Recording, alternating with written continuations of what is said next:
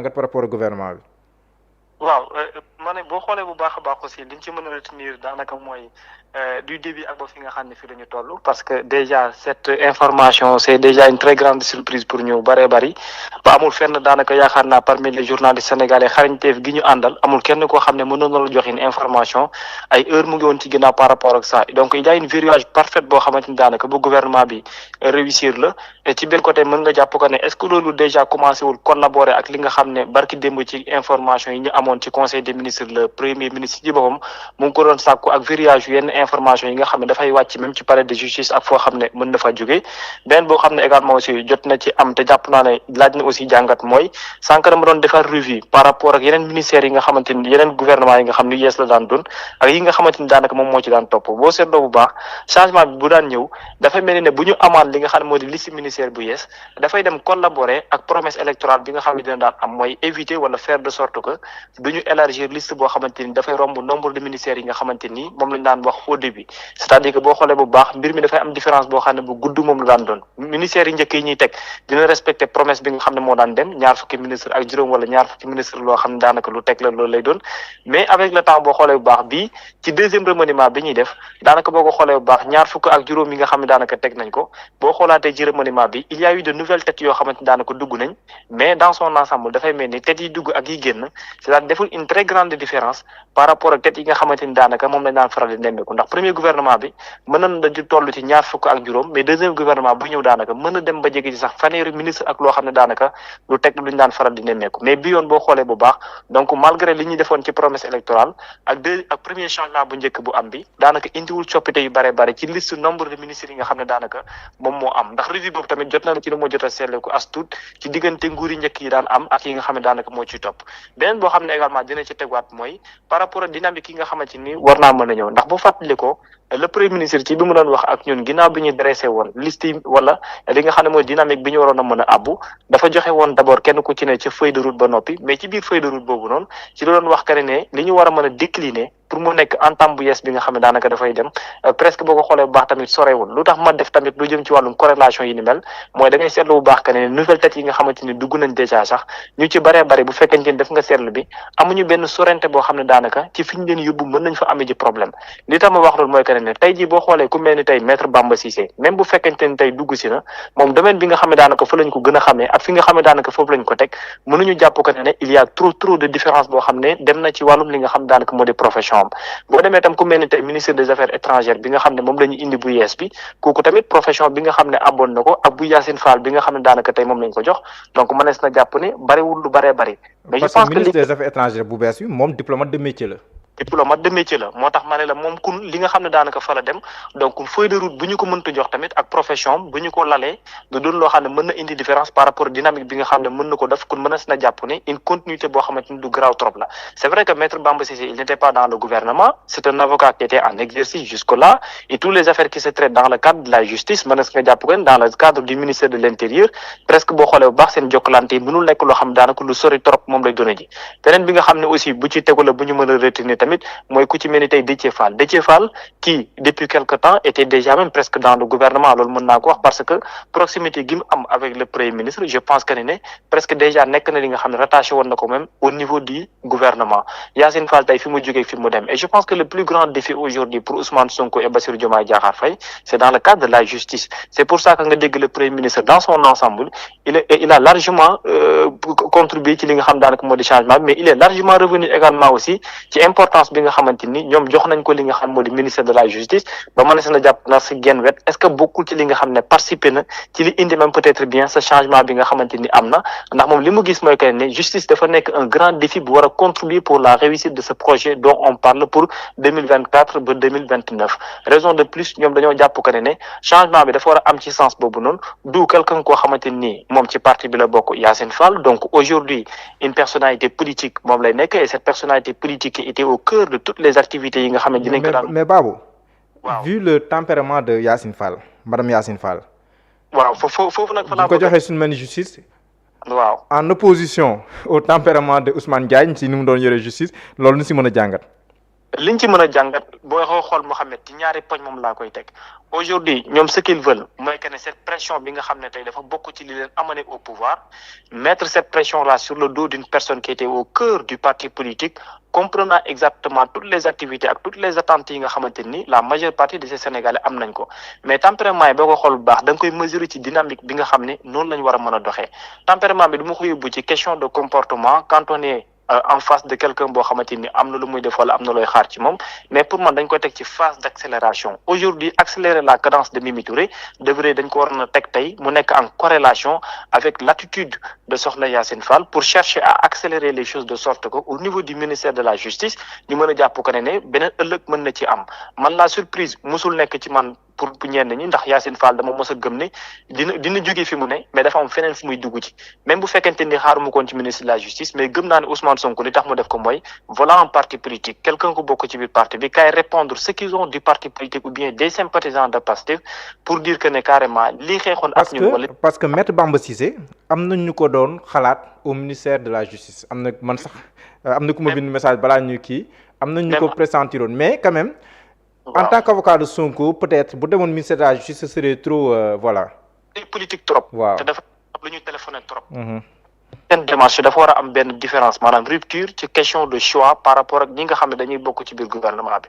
mais Yacine Fall aussi ci benn côté Mohamed ba ndigi ni sax bu ñu ko téye donc mën nga comprendre exactement que ne tey jii Pastef veut prendre les choses en tant que li ñuy wooye maanaam parti état au sein de la justice sénégalaise léegi nag. xam nga su boobaa fu mu toll nii lay bi dafay nekk loo xam ne lu jeex lay doon xam nga lan moo muy taxawee ci sens boobu mooy c'est le parti politique moom moo téye fu mu toll nii tembe lu ñu war a mën a jàpp ci wàllum justice pour fas yéene répondre présent ci li nga xam ne moom la digge woon auprès ñi nga xam daanaka ñoo di askan bi xam nga tey attitude du Ousmane Diagne dafay am différence ak kële ndax l'homme politique moom mooy ñëw mais ci biir homme politique bi dañ koy basé tey ci structure bi ak ci procédure yi nga xam ne moom la ministre bi di laaj yi kun kooku xam na li parti bi di laaj xam na li ñuy waa parti bi di laaj mais xam na tam li sympathisants yi ak sénégalais yi nga xam ne ñoo defoon choix bi te doon xaar également justice ci foofu kon su boobaa fu mu toll nii tembe mën nañu wax que ne ñaar ba ñett am na mooy kii ci parti bi la ne pour mu déggal le premier ministre président parti bi warul mën a nekk problème deuxième mooy que ne la pression bi parti bi di subir war na ko mën a xam parce que elle est même du parti politique troisième bi également mooy que ne c'est une personnalité boo xamante ne déjà exerce na au sein d'un gouvernement donc il a l'expérience et ça exactement aussi que dans un gouvernement wala ci ab ministère nan la war a mën a doxee donc trois critères yëpp bu ko fekkente ni boole na ko tey li mu war a amal wala li mu war a doxee mooy répondre présent ci ni mu gën a gaawee mais pour man de manière générale li ñu ci mën a téye mooy que ne lu jëm ci wàllum taaw bi nga xam ne dañ ko daan nemmeeku ci premier remaniement bu daan am loolu dafa doon loo xam ne tey seetluñ ko ci bu baax a baax kon niñ ko waxee woon ci biir respect li nga xam ne moo di gouvernement bi tempo bi maintenir nañ ko bu baax beneen bi ci tegwaat mooy que ne li ñu gën a soxla mooy dynamisme la rapidité ak koo xamante ni kenn ku ne foofu xaw nga ko miin te loolu également aussi bokk naa de manière générale lu ñu mën a téye ne indi nañu ko yeneen ci bokk tamit mooy que ne maître Bamba Cissé wala mu nekk Amadou Ba même ñu bari ñu ngi naan Babo wala Amadou Ba beneen bi également mooy que ne ministère bu yees Amadou Babo moom Babo mi ngi si turam. waaw moom Babo mu ngi ci te gisuma ci Babo mi ngi si. exactement donc man je pense que probablement. waaw sous réserve qu'il s'agit de Amadou Ba le député quoi. effectivement Amadou Ba le député man moom laa jàpp waaye. mais ci côté boobu c'est pas aussi une surprise parce que Khady Diène Gaye ñu bari xam nañu li ñu ko dénkoon c'est vrai que ak Sénégal fi mu toll lu jëm ci wàllu mbatit aujourd'hui cër ak doye bi nga xam ne am na ko dans le monde entier ci ngoon rek may seetaan France 24 ak lu jëm ci événement yi nga xam ne ñu ngi koy def ci wàllum culture ak ni muy attirer monde entier. da ngay après ça Modou Diop il faut nga calmer Mané. exactement Mané pour ñu xam au niveau du ministère de la culture quelles sont les attentes. très bien donc foofu noonu mën nañ comprendre li nga xam ne daanaka moo di taxawaay gi et dama yaakaar ne fu mu toll nii tembe nuyu gi mooy que ne oui beneen dynamique bu yees am na et je pense que ni ce choix là maanaam ces choix là sax noonu laa koy waxee. mais ndax jàppoon ne Amadou Ba. par rapport au revers yi Pastef doon am. si mbirum yenn loi gi yooyu. ndax pour yow loolu mën na expliquer le fait que ñu génnee ko assemblée indi ko si gouvernement am déet. waaw on peut lu bari man parce que man maa ngi ko doon xaar ne bu fekkoon dafay dugg dëgg-dëgg dama ne woon Amadou Ba buy dem. justice lay dugg. de la justice fa lay dem mais ministère de la justice aussi boo xoolee lu mel ni Yacine Fall tey toogul parce que y a eu beaucoup de critiques ci fi nga xam ne fa la nekkoon affaires étrangères. ñu gisul mooy que ne foofu dafa mel ni dafa échoué bu fa échoué nag ça ne va pas dire que ne ba léegi mënul continuer di servir dans le gouvernement kon mën na échoué ci ministère am mais peut-être bien aussi dans le gouvernement mën na am feneen foo xam ne dina fa servir mais Amadou Ba peut-être pour man aussi poste bi mu nekkoon au niveau de l'Assemblée nationale am na benn test boo xamante ni daanaka defagum na ko même si bu fekkente ni jàmbaar la comme ni ko président parti bi waxee woon ci li nga xam daanaka moom la daan def ci sortie yi ak ci yenn propositions yi ak taxawaay bi nga xam ne am na ko ci à un certain moment il faut dire la vérité il y a eu ci benn côté également échec ci yenn yi te loolu également aussi nga jël ko confié waat ko même poste gu mel noonu aussi te pourtant bi muy nekk député mu ngi ci daan jouer benn rôle bi est-ce que après du mel ni da ngay téléphoner d'abord li nga xam ne moom moo war a gum ñëw te daanaka yegg seegul loolu également beneen affaire la beneen bi nga xam ne moo ci tegwaat mooy ci fi ñu ko teg noonu tamit loolu je pense très bien que Amadou Ba man li mu ko xamal jàpp naa ne ku transversal moom la nekk et je pense que est consulté pour que mu mën a accepter poste bu mel noonu et dans son ensemble daal jàpp naa ne peut-être bien li ñu teg comme li ñu duppee li nga xam ne dynamique bu yees ak benn efficacité bi je pense très bien que moo waral li nga xam ne daanaka moom la ñu indi de manière générale ñaar ñi génn ci mel ni ministre de l'intérieur ak ministre de la justice de la justice Ousmane Diagne ak général Jean-Baptiste Tine. La grande question qui se pose, c'est un tout petit peu la surprise au niveau du ministre de l'Intérieur. Mais du ministre de la Justice, ce n'est pas une surprise pour moi. waaw parce que dynamique bi ñu soxla woon rapidité bi ñu doon xaar boo xoolee ministre de la justice ñu bëree bëri dañ ko clamé wax ko waxate ko ba président de la république sax ànd ci ñi nga xam ne ñu ngi doon critiquer doxalin bi nga xamante ni war naa am parce que ñoom li ñuy gëmoon mooy ku bokk ci parti bi war nañ ko mën a dénk lu jëm ci wàllum poste boobu su boobaa mu xam yéen bi nga xam ne parti bi yenoon na ko léegi nag loolu la ñu samp loolu la ñu teg ñoom ministre de l'intérieur lu xaw a bette la mën naa ko waxee noonu mais maître Bamba Cissé attendons exactement aussi de voir exactement moom tam ci ban ëllëg lay doxale mais la sérénité de la personne bi nga xam ne am nañu ko ak tamit boo ko xoolee bu baax lucidité gi nga xamante ni am na ko donc boo xamante ni lu bare bare pour man war na fa mën a répondre présent ndax pour dul dara il est expérimenté dans son domaine très connu parce qu'il est bon en tant que avocat loolu li ko may lu ci bare bare expérience mu ngi ci lucidité mu ngi ci mais xam également li muy def est-ce que tamit lu mel noonu lu muy porter ji la pour dans le cadre du management ak li nga xam ne daanaka moo di poste de ministère loolu ce sont de grands défis yoo xamante ni daanaka te jàpp naa ne aussi peut-être bien mon souhait le souhait de certains Sénégalais c'est que mu réussir ko ci lu yaatu mais daal moo xam ne li ma ci mën a gën a attirer sama attention man mooy encore une fois ma répété ko mooy le fait que ci premier gouvernement bu amaan ak ni ñu daan changé lu jëm ci wàllum maanaam rattaxal bi wala yaatal bi nemeewu ko bu baax a baax ci li nga xam ne moo di nombre de ministres yi nga xam ne la ñu teg ci wàll gi quoi. mais nag mu daan woon ci benn contexte bon ñi ni naan le premier ministre ak le président jubóowuñu moo taadal remaniement bi ak yooyu déggoon nga lu mel noonu mais bi nga gis composition ministre gouvernement bi ndax yaa ngi sentir ba léegi ñàkk déggoo si diggante ñaar ñi jiite réew mi wala gis nga ne léegi mbir yi gën naar tax si biir choix yi nga xam te ni ñoom def nañ ko. Mouhamed Diallo lii ma wax la ko exactement ñu bari dinañ ci ànd ak man duñ ci ànd ak man. cette phrase de Ousmane Sonko qui disait nañ ma bàyyi ma doxal. maa ngi doog a gën a gëm ne choix yi ñu opéré le président Bassirou Diomaye Diakhar Faye il est dans cette logique. Petit à petit pour céder à Ousmane Sonko beaucoup plus d'envergure et de force à exercer son vrai rôle de premier ministre parce que pour man lii ñu teg nii comme liste bi nga xam ne taxaw na pour man dans son ensemble c'était une proposition d'Ousmane Sonko mais amul benn changement boo xam ne le président de la République def na ko ci lu dul observer gën koo dëggal mais pour man dans son ensemble de A à Z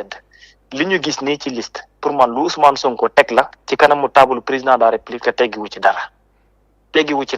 mais nag ministère des finances et du budget foofu noonu tamit ne woon nañ point d'interrogation mi ngi foofu ñàkk déggoo amaana ñu ngi ko doon nemmeeku foofu si ñaar ñi am na ñu doon njott loolu. waaw mais xam nga politique noonu lay mel. te boo nemmee ko bu baax a baax. xam nga ni si doon lim justice. lim si ministère des affaires étrangères. limoon si ministère des finances et du budget. booy xool ñetti points yi lañ doon wax ne mooy point de divergence yi. waaw mais dans son ensemble. lii peut-être dinañ gën a comprendre mais soo déggee ma wax la ko mooy. bu ñu dawalee fii ba ay 5-6 wala 7 mois. di nga gën en l'opposition ñu ne la Diomaye ne dirige presque plus le pays mais c'est Ousmane Sonko qui gouverne bien qui est en train de tout faire. parce que plus ñuy dem ñi gën a le président de la République di gën a jox pour man doye bi nga xamante ni jàpp na ne le premier ministre am na ko. xam nga moo tax parce que attente yi mooy am benn niveau boo xam ne foofu lay toll te plus ñu dem am na loo xamante ni daanaka comme moom dafa ne woon dafa soxla un premier ministre super fort pour man premier ministre super fort boobu noonu. déjà Diomaye wane na ko par rapport ak proposition liste bi parce que pour man liste bi de A à Z Ousmane Sonko moo ko construire te yaakaaruma ne am na lenn loo xam ne daanaka lu ci changé la qui est venu du main du président de la République du liste bi nga xam ne daanaka taxaw na mooy des hommes yoo xamante ni mënuloo sous-entendre ne am na kenn koo xamante ni am na lu mu xaw a jiwatloo wala lu muy xaw a indi ci wàllum déggin digganteem ak le premier ministre, d'où on peut s'attendre bien sûr à une parfaite collaboration entre le premier ministre et l'ensemble même des autres membres du gouvernement aussi. D'accord Babou kon ba altine incha allah.